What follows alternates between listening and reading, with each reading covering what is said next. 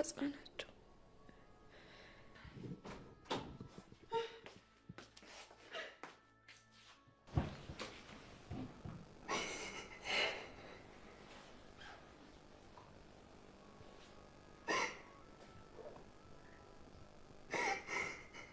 ትቃልኩ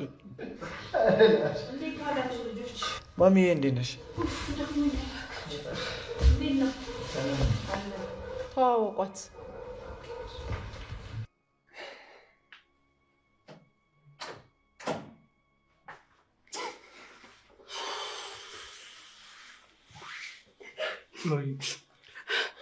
እዚህ ስትገቢ እኮ ልታለቅሽ እንደሆነ አውቄ ነበር።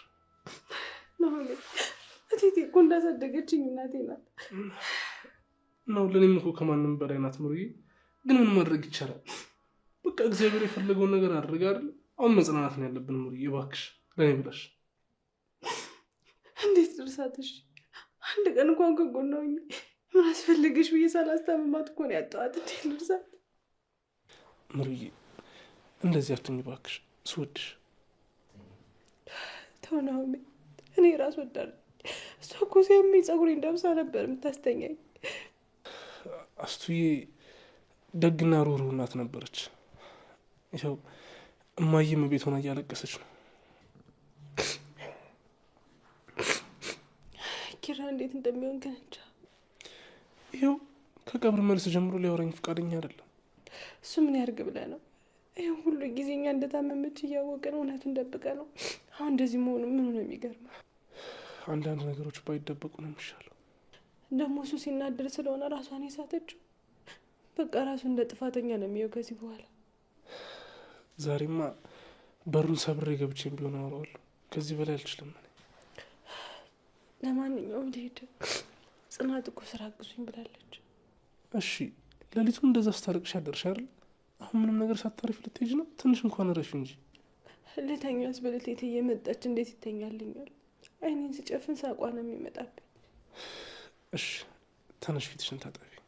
እሺ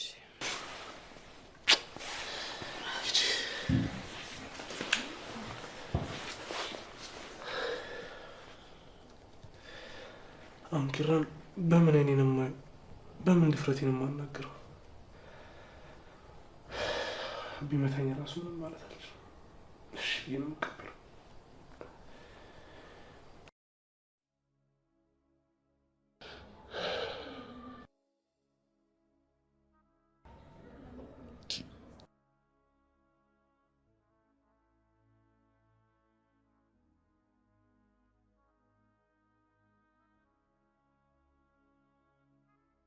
ምን አርግ ነው የሚለኝ?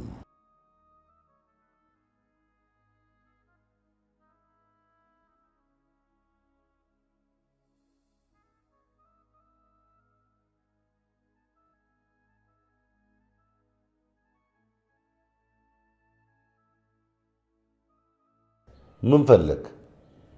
ጤፉ ተፈጨ?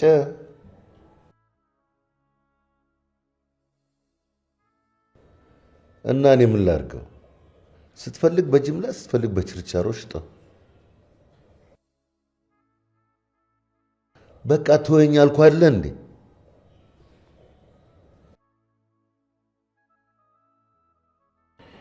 ወይኔ አስቱ፣ ዓለምሽን ሳታይ እንደፈራሽው ሄድሽ።